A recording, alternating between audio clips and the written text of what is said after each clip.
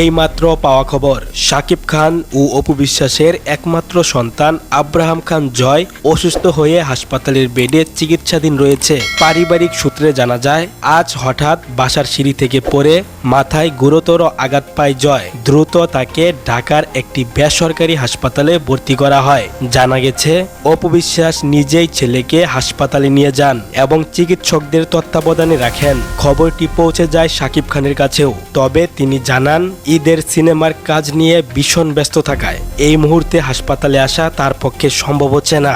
এদিকে চিকিৎসকরা জানিয়েছেন, জয়ের অবস্থা আশঙ্কাজনক এবং তাকে নিবিড় পর্যবেক্ষণে রাখা হয়েছে।